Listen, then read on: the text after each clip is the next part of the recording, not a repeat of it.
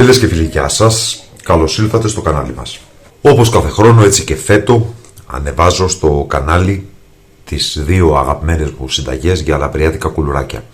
Η μία είναι αυτά εδώ, τα λαμπριάτικα κουλουράκια της μαμάς Ευαγγελίας. Μία συνταγή με την οποία έχω μεγαλώσει και θυμάμαι αυτή τη γεύση από τότε που συνειδητοποίησα τον εαυτό μου. Και βέβαια είναι η συνταγή που ακόμα και σήμερα φτιάχνει η μητέρα μου.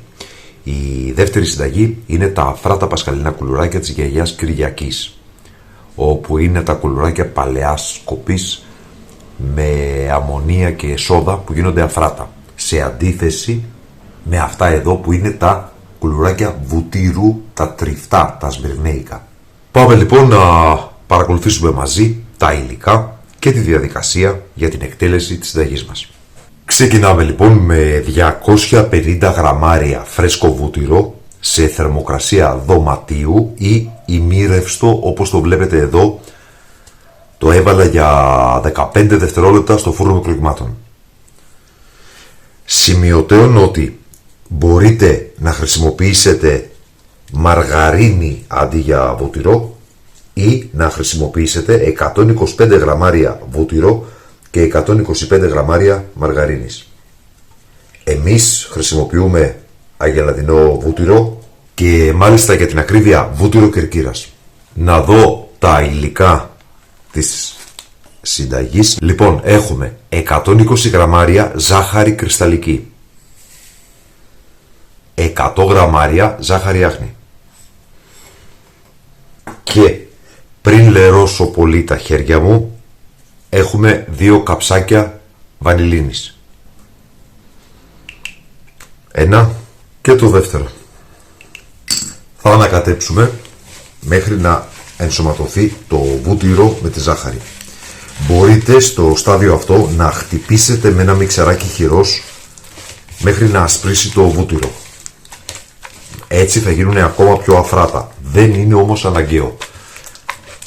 Τη συνταγή αυτή τη φτιάχνω κάθε χρόνο και τη φτιάχνω πάντα με το χέρι. Όπως βλέπετε η ζάχαρη έχει ενσωματωθεί, οπότε στο σημείο αυτό θα προσθέσουμε 2 μεγάλα αυγά και θα ανακατέψουμε να ενσωματωθούν και τα αυγά μας. Το μείγμα έχει ομογενοποιηθεί, οπότε στο σημείο αυτό θα προσθέσουμε 20 γραμμάρια baking powder. Είναι ένα φακελάκι, αν χρησιμοποιείτε φακελάκια.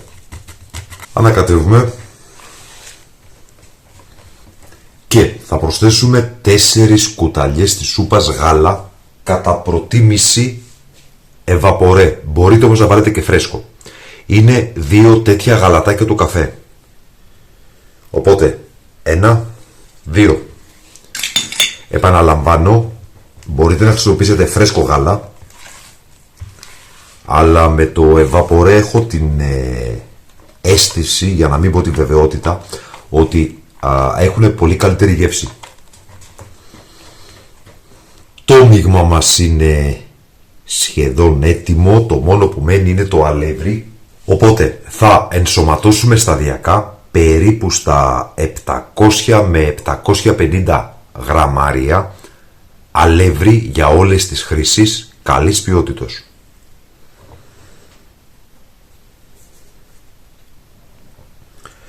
Να γνωρίζετε γενικά ότι ανάλογα με το μέγεθος των αυγών που έχετε χρησιμοποιήσει, ανάλογα με το είδος του βουτύρου και το ποσοστό υγρασίας που αυτό περιέχει, μπορεί να χρειαστείτε από 700 μέχρι 800 γραμμάρια αλεύρι. Εγώ ενδεικτικά σας λέω 750. Πώς θα το καταλάβετε ότι είστε εντάξει από αλεύρι? Θα το καταλάβετε όταν έχετε σχηματίσει μια ζύμη η οποία να είναι λία, ομογενής, να μην κολλάει στα χέρια και να είναι εύπλαστη. Δηλαδή να μπορείτε να πλάσετε τα κουλουράκια. Προσθέτω λίγο αλεύρι ακόμα. Το αλεύρι θα το προσθέσετε τμηματικά. Στο σημείο αυτό θα θέλαμε να σας ευχαριστήσουμε που υποστηρίζετε το κανάλι με την εγγραφή σας, πατώντας το καμπανάκι για να λαμβάνετε τις ειδοποιήσεις, πατώντας like, κοινοποιώντας το σύνδεσμο του βίντεο στα μέσα κοινωνικής δικτύωσης, πατώντας hype και βέβαια με τα σχόλια που μας γράφετε, με τις ερωτήσεις, τις εντυπώσεις και τις απορίες σας, όπου ακόμα και ένα απλό emoji, μια φατσούλα, βοηθά πάρα πολύ στην προώθηση του περιεχομένου του καναλιού μας από τον αλγόριθμο του YouTube. Θα προσθέσω και το τελευταίο αλεύρι. 750 γραμμάρια είχα ζυγίσει. Πιστεύω ότι θα είμαστε καλά. Γενικά να γνωρίζετε ότι τα κουλουράκια αυτά δεν θέλουν πάρα πολύ ζύμωμα, δηλαδή ίσα μέχρι που να απορροφηθεί το αλεύρι και είμαστε έτοιμοι. Στο σημείο αυτό θα αφαιρέσω το γάντι για να μπορώ να έχω πραγματική αίσθηση της υφής της ζύμης και βλέπω ότι η ζύμη όντως πλάθεται, το βλέπετε, και δεν κολλάει στα χέρια, οπότε είμαστε έτοιμοι. Στο σημείο αυτό θα ανάψουμε τον φούρνο να τον προθερμάνουμε στους 170 βαθμούς Κελσίου και θα χωρίσουμε τη ζύμη σε μικρά μπαλάκια με το μάτι. Μπορείτε αν θέλετε και να τα ζυγίσετε για να βγουν ομοιόμορφα. Νομίζω 50 γραμμάρια έκαστο είναι πάρα πολύ καλό. Λοιπόν, και τι θα κάνουμε τώρα? Πάνω σε μια καθαρή επιφάνεια θα πλάσουμε τα κουλουράκια μας. Θα σας δείξω κάποια παραδοσιακά σχήματα. Λοιπόν, πρώτο, σαλίγκαρος.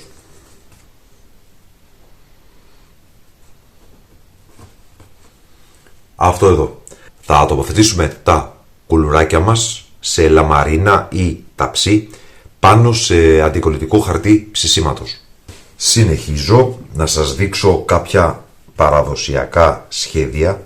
Αυτό εδώ μοιάζει με το προηγούμενο με τη διαφορά ότι δεν το κάνουμε κυκλικό, βλέπετε, το κάνουμε έτσι. Αυτό εδώ. Επόμενο σχέδιο είναι ο διπλός σαλίγκαρος, δηλαδή γυρίζω αυτό προς τα μέσα και την άλλη άκρη προς τα έξω. Και έχουμε αυτό εδώ το σχήμα. Επόμενο σχέδιο είναι η κλασική κοτσίδα, δηλαδή ανοίγουμε το κορδόνι όπως βλέπετε και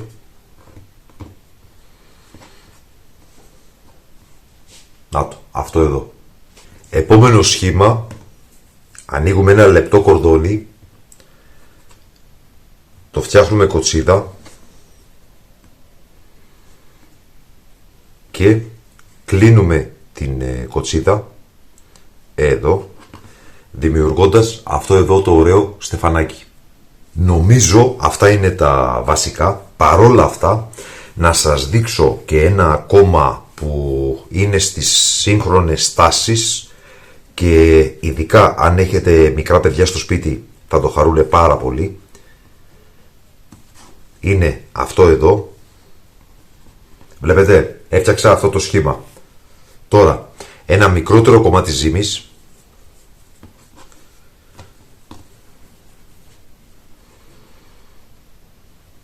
το πιέζω λίγο εδώ, κόβω εδώ με ένα μαχαίρι,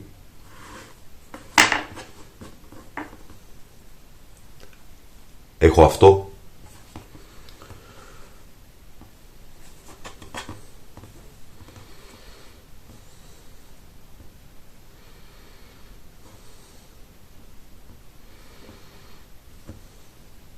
εδώ το γύρισα λίγο να κάνω χεράκια, θα βάλω αυτό εδώ για κεφάλι, φτιάχνω ένα πολύ πρόχειρο και απλό κουνελάκι και ένα πολύ μικρό κομμάτι ζύμης, μπαλάκι, πιέζω, λίγο μακρόστενο εδώ, το περνάω από κάτω, πιέζω και έχω και την ουρίτσα και θα βάλω εδώ ένα γαρίφαλο ή μπορείτε να βάλετε ένα δάκρυ σοκολάτας για μάτι, βλέπετε, Και έχετε και αυτό εδώ,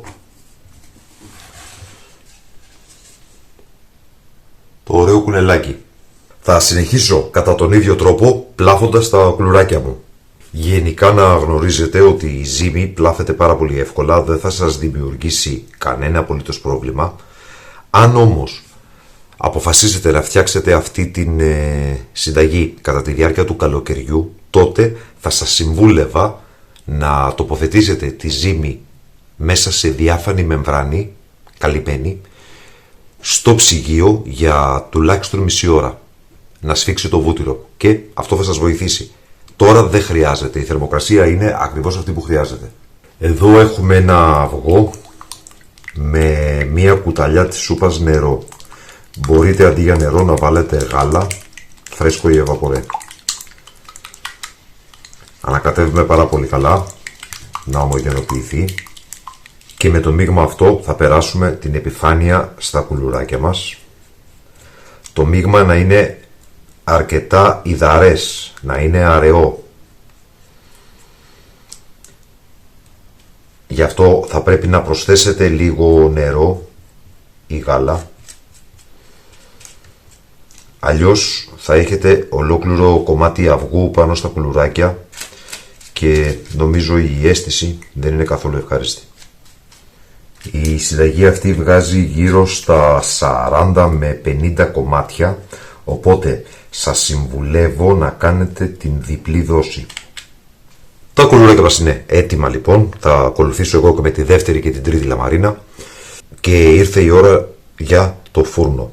Θα ψήσουμε σε προθερμασμένο φούρνο στους 170 βαθμούς Κελσίου, κλασικός φούρνος, αντίσταση πάνω κάτω, τελευταία σχάρα, για περίπου 22 με 25 λεπτά, ανάλογα με το φούρνο. Θα τα πούμε λοιπόν όταν τα κουλουράκια μας είναι έτοιμα.